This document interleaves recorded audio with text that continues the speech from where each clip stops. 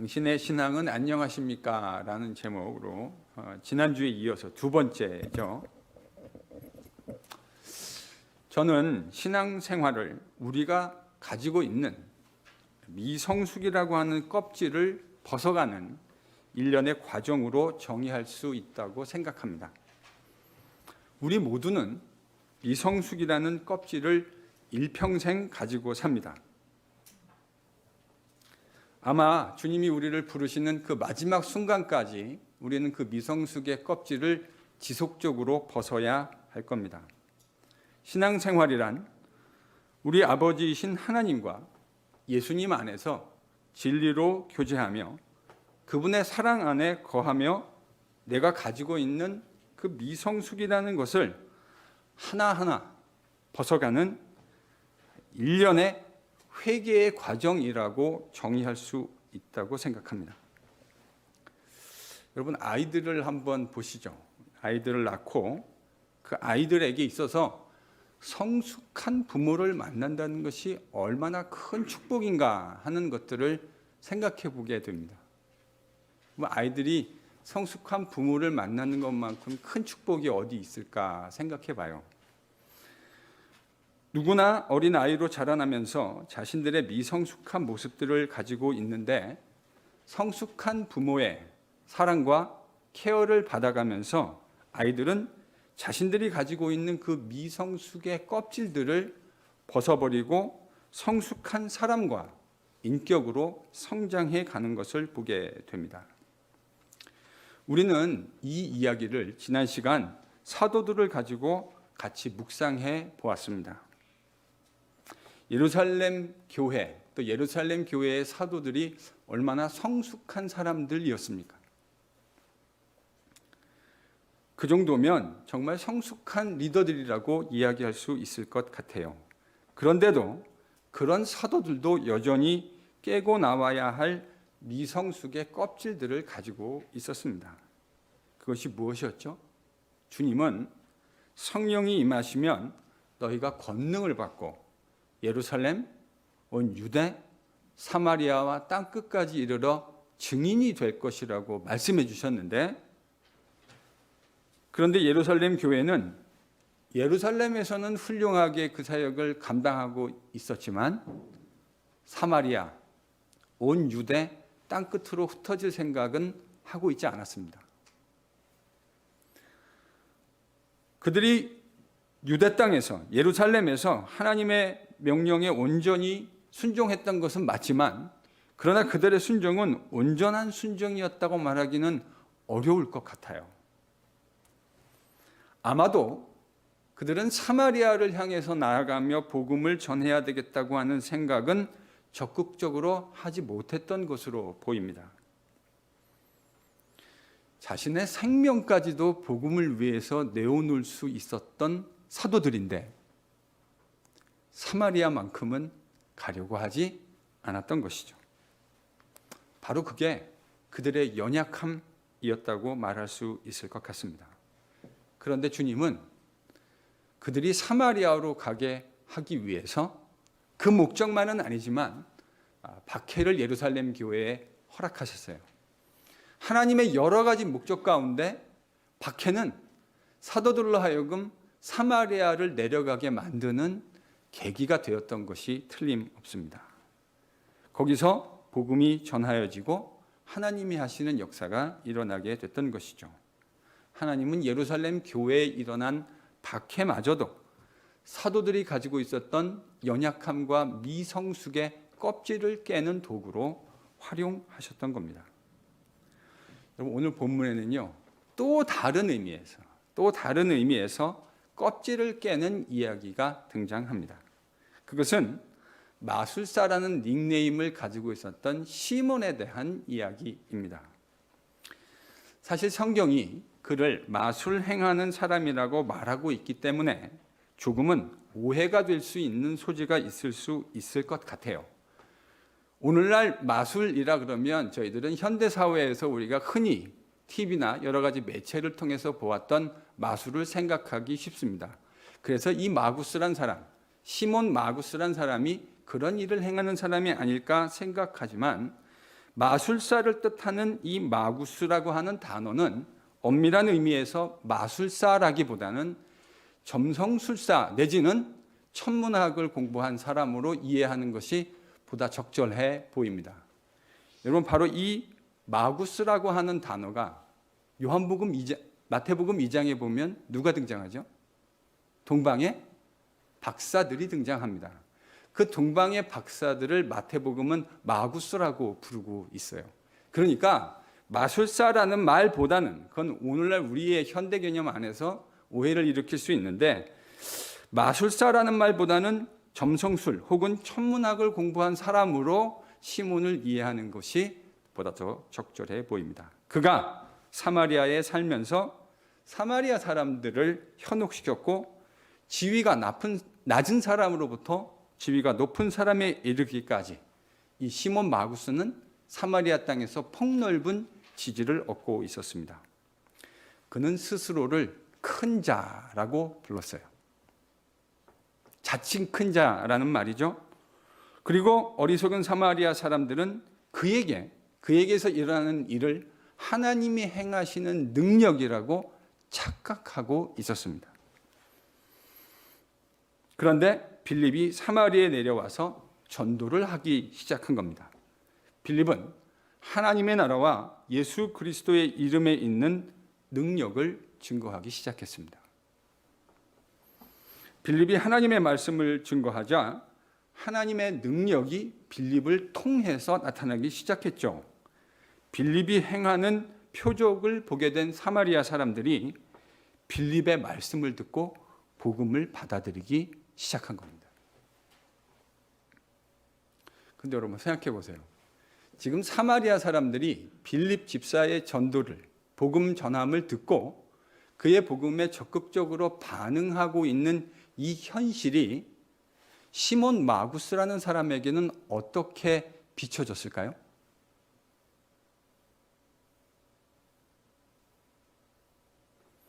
시몬 마구스라는 사람이 사마리아에서 지위가 낮은 사람부터 높은 사람까지 폭넓은 지지와 존경을 받고 있었잖아요.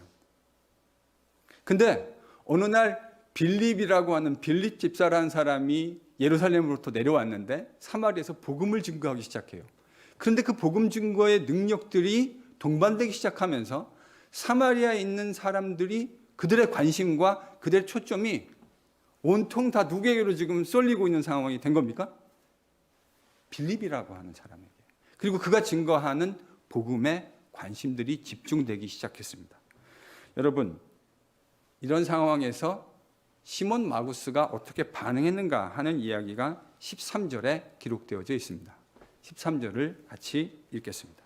13절 같이 읽어보죠. 시작. 시몬도 믿고 세례를 받은 후에 진심으로 빌립을 따라다니며 그 나타나는 표적과 큰 능력을 보고 놀라니라. 지금 시몬이요, 대세에 편승하기로 한 거예요. 이 맥락은 시몬이 대세에 편승하기로 했다. 즉 사마리아 사람들과 함께 빌립의 편에 서기로 결정했다는 것을 의미합니다. 그도 사마리아 사람들과 함께 빌립에게 세례를 받고 또 빌립을 따라다니기 시작했습니다. 여러분, 그렇다면 지금 이 시몬 마구스가 행하고 있는 이 행위를 어떻게 이해해야 할까요? 문맥을 읽어보면 시몬 마구스가 빌립에게 세례를 받은 동기를 순수하게만 받아들이기는 어려워 보입니다. 그는 빌립이 행하는 성령의 사역이 자신이 행하고 있었던 점성술보다 훨씬 더 우월한 것으로 이해한 것만은 틀림없어요. 자기가 행하고 있는 그런 어떤 요술보다 지금 빌립을 통해 일어나고 있는 성령의 역사가 훨씬 더 파워풀하다고 그가 인정하지 않을 수 없는 상황이 만들어진 거죠. 그러나 그는 하나님의 성령에 의해서 수행되고 있었던 이 사역이 가지고 있는 진정한 의미를 깨닫지 못했다고 하는 것은 틀림없어 보입니다. 어떻게 알 수 있을까요? 18절과 19절에서 그가 한 행동을 보면, 그가 한 말을 보면 알 수 있습니다. 18절, 19절을 함께 읽죠. 시작. 시몬이 사도들의 안수로 성령 받는 것을 보고 돈을 들여 이르되 이 권능을 내게도 주어 누구든지 내가 안수하는 사람은 성령을 받게 하여 주소서 하니. 지금 시몬이요, 성령의 권능이 나타나고 있는 것을 자신의 눈으로 목격했습니다. 그러면서 그가 한 행동이 뭐였다고요? 그 성령의 권능은요, 지금 돈을 주고 사도들로부터 사려고 시도하고 있는 것이죠.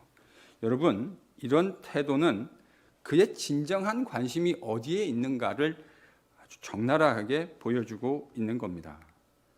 성령의 권능을 돈을 주고 사겠다. 이게 바로 시몬 마구스가 가지고 있었던 실력이었습니다. 성직을 돈을 주고 산다. 성령의 권능을 돈을 주고 산다. 바로 이 이유 때문에요, 성직 매매라고 하는 영어 단어 들어보신 분들이 계시죠? 사이머니. 성직 매매라는 단어가 바로 이 사이몬, 시몬이라는 이름에서 기원했어요. 그가 지금 보여준 사도행전 이 8장의 태도가 성직 매매라고 하는 하나님이 허락하신 거룩한 직분과 성령의 능력을 돈을 주고 사려고 하는 행위를 바로 영어로 사이몬이라고 부르게 되었다고요. 그는 성령 하나님이 허락하시는 그 일들을 인격적인 관점에서 사모했던 것이 아닙니다. 예수 그리스도의 제자가 된다는 참다운 가치를 알고 그 도에 순종하려고 했던 것이 아니에요. 그는 성령이 행하는 능력과 그 권위를 탐했을 뿐입니다. 그렇다면 여러분, 지금까지 누가가 기록해준 기록의 행간을 보면 이 시몬 마구스라는 사람이 성령의 능력과 그 권위를 탐한 이유가 무엇이라고 생각해 볼 수 있을까요? 그 이유가 뭐라고 생각하십니까? 누가는 문맥을 통해서 독자들로 하여금 그 이야기를 유추하는 것이 그리 어렵지 않게 해주었습니다. 시몬이 이전에 사마리아 사람들로 받았던 그 추종과 존경, 다시금 성령의 능력을 통해서 자기에게로 그 능력이 관심과 존중과 초점이 옮겨지기를 원했던 것이겠죠. 그래서 성령의 능력이라고 하는 것을 돈을 주고서라도 사서 다시금 그 초점과 관심과 존중을 사마리아 사람들로부터 받고 싶었던 겁니다. 성령의 사역이라고 하는 의미가 뭐죠?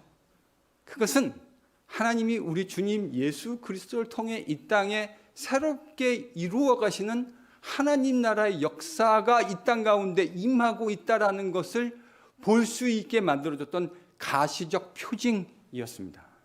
예수 그리스도를 통해 사망의 권세를 이기신 어느 누구도 사망의 능력을 세력을 꺾을 수 없었지만 그리스도 예수의 복음의 능력이 사망의 권세를 이길 수 있다고 하는 하나님의 나라가 이 땅 가운데 임했다라는 것을 우리에게 보여주는 것이 바로 성령의 표징이고 표적이었다고요.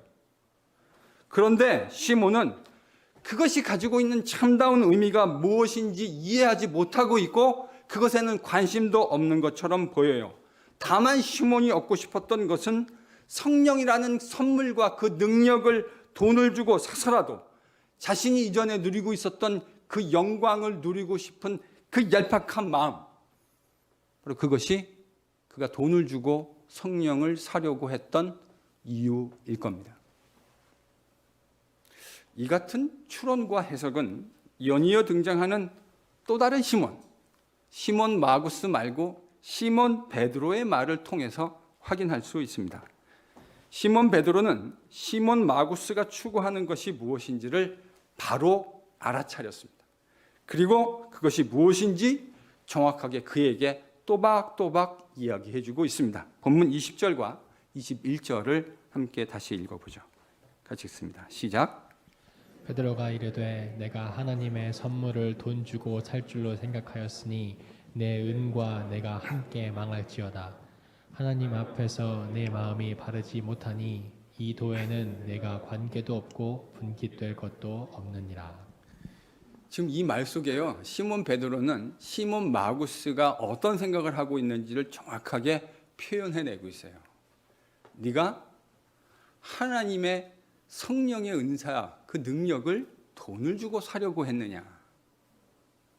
네가 살려고 하는 그 돈과 함께, 은과 함께 망할지어다.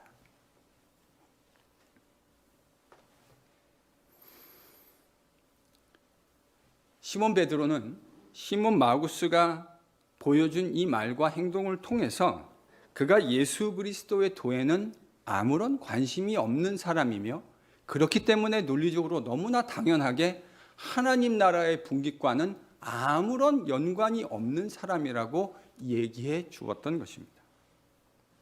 사실 시몬 마구스가 기독교, 그리고 기독교의 세례에 관심을 가지게 된 것도 매우 이기적인 동기였음이 분명해 보입니다. 그는 여전히 물질적인 사고를 벗어나고 있지 못했어요. 다만 성령이 허락하시는 그 권위가 돈을 주고서라도 사고 싶은 매우 매력적인 아이템이었던 겁니다. 성령이 허락해 주시는 권위가 탐이 났을 뿐인 거죠. 말할 것도 없이 이와 같은 유의 생각은 매우 어리석은 생각이고 복음의 정신과는 절대로 함께 갈 수 없는 생각입니다. 성령의 영적인 권위를 돈을 주고 사겠다. 여러분, 이런 생각은 근본적으로 복음이 무엇인지를 근처에도 가보지 못한 사고임에 틀림없지 않겠습니까? 아니, 어떻게 성령이 행하시는 그 능력을 돈을 주고 사겠다고 생각할 수가 있어요? 그가 진짜 예수의 제자라고 한다면 어떻게 이와 같은 생각을 할 수가 있겠습니까? 여러분, 시몬의 태도를 보면서 무슨 생각을 하시죠? 아마도 혀를 끌끌 차며 이런 말도 안 되는 생각을 하는 사람이 있다니 하고 생각하시는 분들이 많이 계실 거라고 생각합니다. 그런데 여러분, 가만히 생각해 보면 이와 정확하게 똑같지는 않더라도, 그리고 분명히 정도의 차이는 있을 수 있다 할지라도 이와 유사한 종류의 생각을 하고 있는 성도들이 적지 않을 수 있다는 생각을 해보아야 합니다. 기독교의 순수한 복음과 한참이나 동떨어져 있는 성도들의 모습을 저는 이민교회에서 목사로 섬기는 지난 20여 년의 기간 동안 여러 차례 경험할 수 있었습니다. 비록 물리적으로 성직을 사거나 팔려고 하지는 않았지만 교회 안에 자신들의 기득권을 유지하고 강화하기 위한 목적으로 교회를 어렵게 하고 힘들게 하는 사람들의 모습을 직간접적으로 여러 차례 경험했기 때문입니다. 여러분, 이게 성령의 선물을 돈을 주고 사겠다고 하는 태도와 뭐가 다르죠?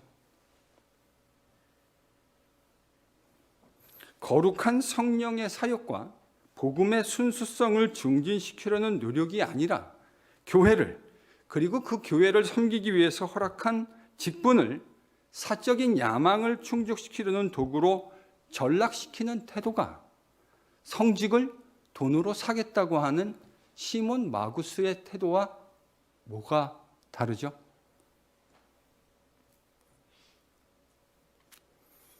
저는 근본적으로 그 차이를 못 느끼겠어요. 이러한 태도는 사도 베드로가 분명히 언급한 대로 은과 함께 망해야 할 태도입니다. 그래서 이러한 태도는 망령된 태도이며 예수 그리스도의 도와는 아무런 연관이 없고, 당연히 그렇기 때문에 하나님 나라의 분깃과는 아무런 관계가 없는 태도입니다. 여러분, 우리가 왜 이 이야기에 귀를 기울이고 묵상해야 할까요? 정도의 차이가 분명히 있을 수 있을 겁니다. 그러나 이러한 유혹은 시몬 마구스에게만 해당되는 것이 아니라 우리에게도 얼마든지 다가올 수 있는 유혹이기 때문입니다. 종종 성경에 관심이 없다고, 성경 재미없다고 하시는 성도들의 이야기를 들을 때가 있습니다. 그런 마음이 왠지 이해가 될 수도 있을 것 같아요. 근데요, 성경이 언제 재밌어지기 시작하냐면 성경의 이야기가 2000년 전, 3500년 전, 4000년 전 옛날 이야기가 아니라 분명히 그 오래전 시대의 배경을 가지고 있는 이야기이긴 하지만 그 이야기가 나의 이야기고 우리의 이야기가 될 수 있다는 사실을 깨닫기 시작할 때부터 성경은 정말 흥미진진한 이야기가 되기 시작합니다. 시몬 마구스의 이야기는 2000년 전에 있었던 이야기이지만 이 이야기는 얼마든지 우리의 이야기가 될 수 있고 내 이야기가 될 수 있다는 사실을 깨달으셔야 합니다. 바로 이것이 우리가 본문을 심각하게 묵상해야 하는 이유입니다. 그렇다면 성도 여러분, 지금 이 마구스의 태도, 성직을 돈을 주고 살려고 하는 태도는 정말 망령된 태도 아닙니까? 은과 함께 반드시 멸망해야 할 태도 아니겠어요?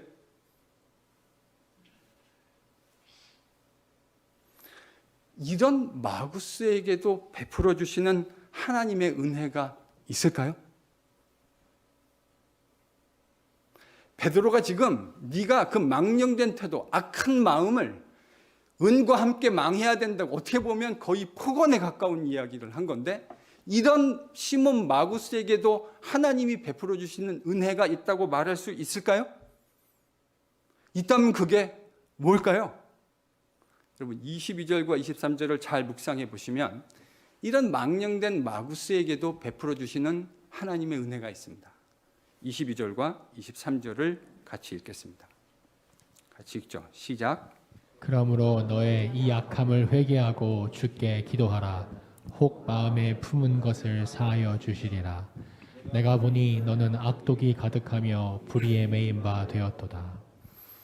하나님은 이같이 악독에 붙들리고 불의에 매인 바 된 시몬에게 어떤 은혜를 베풀어 주시죠? 회개할 수 있는 기회를 제공해 주십니다.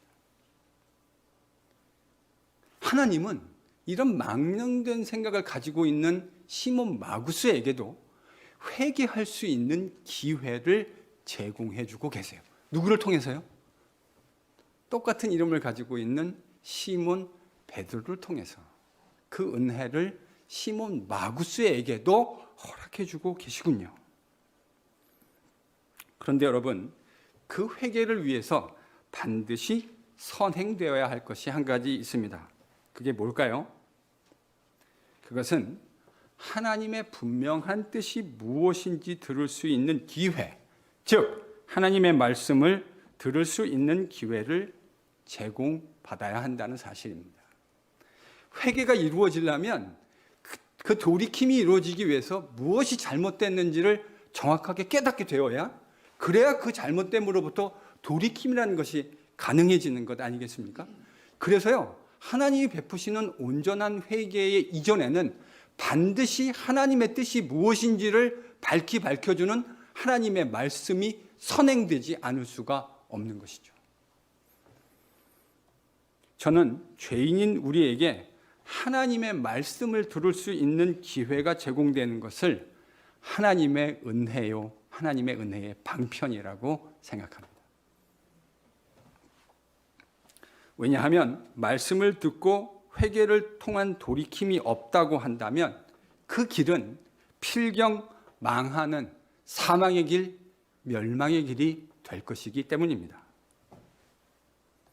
회개를 통한 돌이킴이 없는 삶이라는 건 영생과는 거리가 먼 삶입니다. 여러분, 회개를 통해서 돌이키는 삶이 없다고 하는 건요, 저는 그건 영생하고 관계없는 삶이라고 생각해요.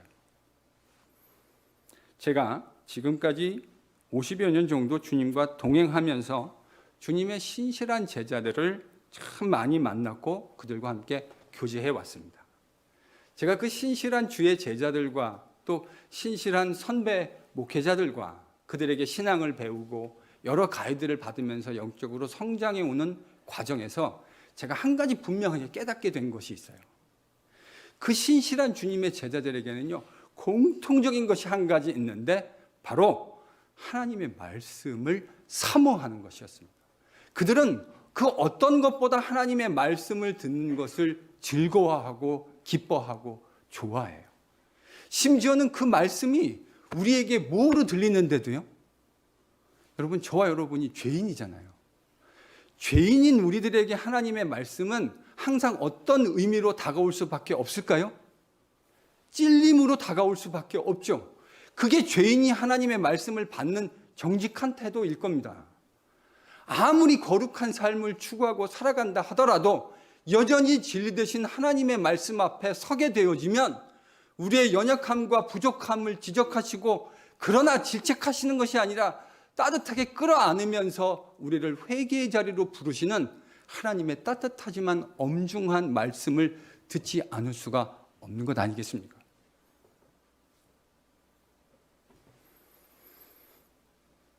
그들은, 신실한 주의 백성들은 하나님의 말씀을 사랑합니다. 그 하나님의 말씀을 사랑하는 사람들에게 나타나는 현상이 한 가지 있어요.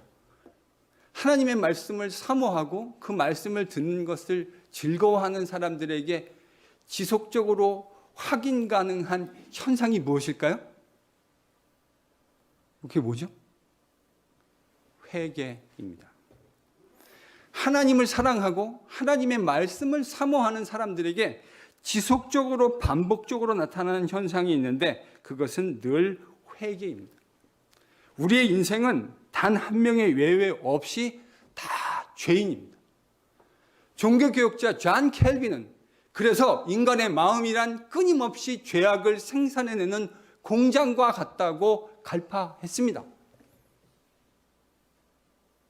여러분, 그게 인간 아닙니까? 우리의 마음속에 매일을 살아갈 때 마음속에서 일어나는 생각들을 한번 잘 객관적으로 관찰해 보세요. 내 안에 일어나고 있는 생각들 가운데 주님을 기쁘시게 하는 생각도 없지는 않겠지만 내 안에 일어나는 생각들이 얼마나 하나님의 뜻을 거역하고 반역하는 생각들을 할 때가 더 많은 것이 죄인인 우리들의 정직한 상황 아닙니까? 그러니 그런 죄인들에게 하나님의 말씀은 늘상 찔림으로 다가올 수밖에 없고, 그 하나님의 말씀을 사모하고 듣는 사람들에게 그러니 가장 자연스러운 반응은 회개 아니겠습니까?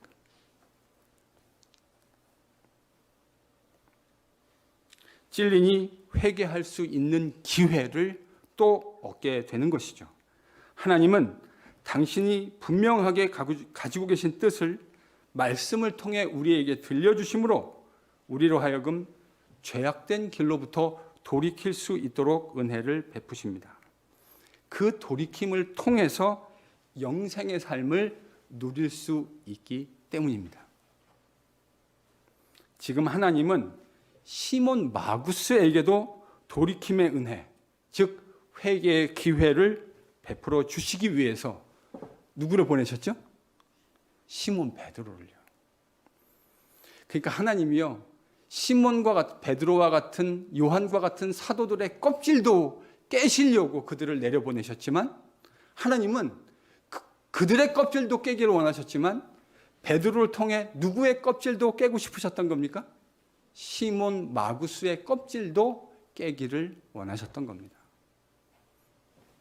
그래서 시몬 베드로를 통해 하나님의 말씀을 들려주신 거죠. 저는 여러분, 기독교의 복음 메시지를 지속적인 회개의 촉구라고 말해도 과언이 아니라고 생각합니다. 기독교 핵심 메시지가 뭐라고요? 지속적인 회개의 촉구. 제 얘기가 아닙니다. 여러분, 세례 요한이 처음 등장해서 하나님의 나라를 선포하며 외쳤던 복음 메시지가 무엇입니까? 예수 그리스도께서 이 땅에 오셔서 공적인 사역을 시작하시면서 처음으로 외쳤던 그 초성이 뭐죠? 회개하라. 세례 요한도 마찬가지고요. 우리 주님도 하나님의 백성들에게, 패역한 백성들에게 말하고 있는 게 지금 아니에요. 누구요? 하나님의 백성들에게 요구하는 초성이 뭐였냐면 회개하라, 천국이 가까웠느니라. 이미 예수 그리스도를 통해 우리에게 하나님의 나라의 복음이 증거되었고 하나님 나라가 실제로 이 땅 가운데 영적으로 임해 있습니다. 하나님의 백성들에게 요구되어지는 가장 적실한 복음 메시지가 무엇이라고요? 회개하라. 하나님의 나라가 가까이 왔느니라. 저는 그래서 회개 없이 영생을 누릴 수 있는 비결이 없다고 생각하는 목사입니다. 여러분이 영생을, 그리스도 안에서 허락되어진 영생을 누리는 첩경은 그러니 반드시 어떤 길을 걸어가셔야 합니까? 회개의 길을 날마다 걸어가셔야 합니다. 하나님은 날마다 우리에게 우리가 돌이켜야 할 것들을 가르쳐 주실 거라고요. 이상한 일이 아니에요. 이상한 일 겪는 것처럼 생각하실 필요 없어요. 우리의 마음은 죄악을 생산해내는 공장입니다. 저는 그것이 우리의 영적인 실제를 너무나 정확하게 설파했다고 생각해요. 죄악을 생산해내는 공장의 마음속에 하나님의 나라와 주의 복음이 들리면 당연히 회개하라는 메시지로 들려야 합니다. 들리지 않으면 우리는 영생의 길을 걸어갈 수 없어요. 그게 들려야 진짜 회개를 통해 영생의 길을 걸어갈 수 있게 되는 것 아니겠습니까? 그래서 기독교의 메시지는 지속적인 회개의 촉구라고 이야기해도 괜찮다고 생각해요.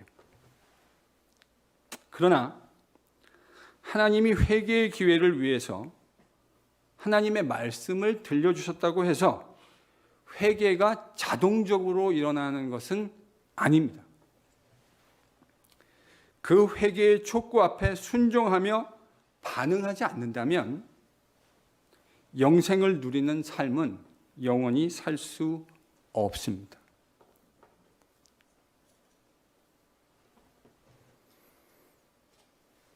그러면 여러분, 지금 이 시몬 마구스 앞에 들려진 회개의 촉구 앞에 시몬 마구스가 어떻게 반응했습니까?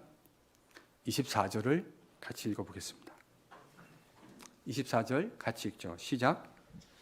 대답하여 이르되 나를 위하여 주께 기도하여 말한 것이 하나도 내게 임하지 않게 하소서 하니라. 자, 나를 위하여 주께 기도하여. 지금 누구 보고 기도해달라는 거죠? 시몬 베드로에게. 시몬 마구스가 시몬 베드로에게 요구한 거예요. 나를 위해서 기도해 주라. 그래서 당신이 말한 그 내용들이 하나도 나에게 임하지 않도록 해 주십시오. 이렇게 말한 겁니다. 자, 저를 보세요. 여러분, 제가 질문해 볼게요. 지금 이 시몬 마구스가 회개를 잘한 것이라고 생각하세요? 어떻습니까? 여러분이 보시기에 시몬 마구스가 회개 잘하고 있는 것 같습니까? 이 고개를 흔드시는 분이 더 많으시고 가로젓는 분이 더 많으신 것 같아요. 왜 회개를 제대로 하지 않았다고 생각하시죠?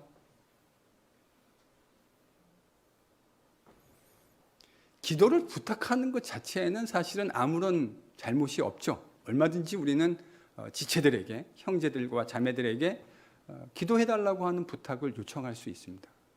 그런데 문맥을 보면 사실 회개라고 하는 것은 이 상황에서 지금 시몬 마구스의 패역하고 망령된 사고와 행위에 대해서 베드로가 지적을 했다면 이거에 대한 진정성 있는 회개의 반응은 어떤 반응이어야 할까요?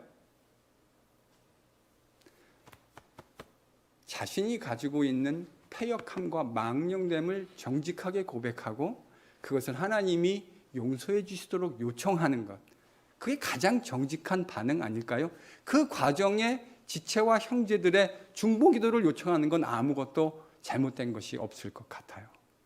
그러나 우리가 공감하듯이 진정한 회개라고 하는 것은 아무도 우리를 대신해서 해줄 수 있는 것이 아니지 않습니까? 아무리 여러분을 사랑하는 육신의 부모라 하도, 아무리 여러분을 사랑하는 육신의 자녀라 하더라도 결코 우리가 담당해야 할 회개, 우리가 걸어가야 할 그 회개의 길을 아무도 대신해서 걸어갈 수 없는 것. 여러분, 이게 회개의 본질적인 내용 아니겠습니까? 바로 그런 이유 때문에 저는 시몬 마구스라고 하는 사람이 보여준 이 내용이 진정한 회개와는 어느 정도 거리가, 디스턴스가 있는 것처럼 느껴지게 돼요. 아마도 누가가, 사도행전의 저자 누가가 그런 뉘앙스를 우리에게 주려고 이야기한 것이 아닌가 하는 생각을 하게 됩니다. 회개란 궁극적으로 그 책임이 당사자에게 있는 것이기 때문입니다. 근데 이제 우리가 이 시몬 마구스의 이야기가 성경에 더 이상 등장하지 않아요. 그가 온전한 회개를 이루었는지 아니면 그렇지 못했는지에 대해서 성경은 더 이상 우리에게 말해주지 않습니다.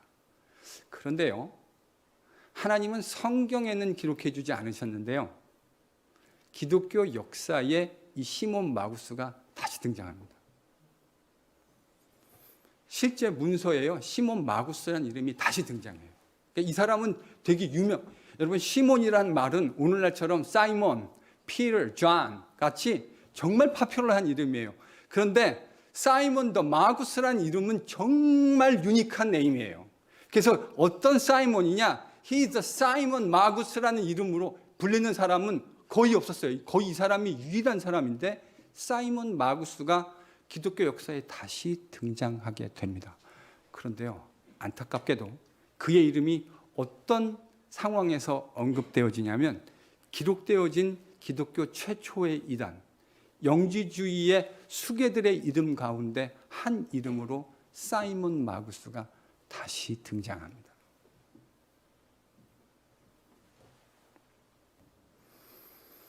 기독교 역사에 기록되어진 최초의 영지주의 이단 가운데 유력한 인물 중에 한 명으로 사이먼 마구스의 이름이 다시 등장한다고 하는 것은 우리로 하여금 이 회개가 얼마나 엄중한 것이어야 하고 그것을 얼마나 우리가 무겁게 들어야 하는 것인가를 생각나게 합니다.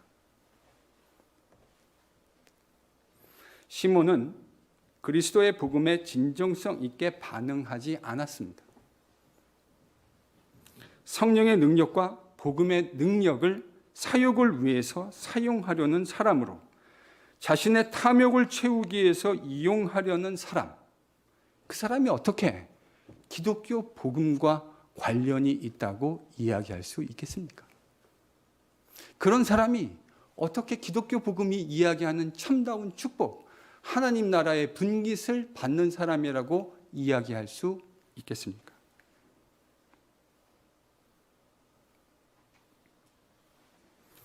사랑하는 성도 여러분, 우리 스스로에게 물어봐야 합니다. 당신의 신앙은 정말 안녕하십니까? 당신이 가지고 있는 그 기독교의 신앙은 정말로 안녕하십니까? 시몬 마구스처럼 우리가 삶의 주인공이 되어 있고 하나님은 그저 우리가 이루려고 하는 것을 위해서 노력 봉사해 주셔야 하는 분이 되어 계실 때 그것은 성경이 말하는 진짜 신앙은 절대로 아닐 겁니다. 신앙이란 초점이 바뀌는 일이라고 그래서 저는 종종 이야기하곤 합니다. 신앙이란 초점이 바뀌는 거고 신앙이란 주인이 바뀌는 겁니다. 내가 주인이 아니고 하나님께서 내 인생의 주인이라고 하는 사실을 인정하는 것, 그게 진짜 기독교 신앙이고 그것은 회개를 통해서 이루어질 수 있습니다.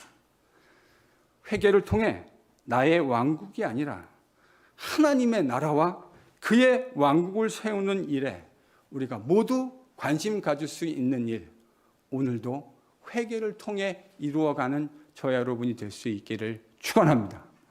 진짜 하나님이 원하시는 하나님의 나라와 그의 왕국, 내가 복음과 기독교와 교회를 통해서 이루어내려고 하는 나의 왕국이 아니라 그것을 던져버리고 사이먼 마구스와 같은 망령된 행동들을 벗어버리고 오늘도 주님께서 나를 통해 우리를 통해 이곳에 이루시려고 하는 아름다운 하나님의 나라를 붙들고 그 일을 위해 회개하며 매진하며 달려나갈 수 있는 NGPC의 복된 모든 성도들이 되실 수 있기를 예수님의 이름으로 간절히 축원합니다.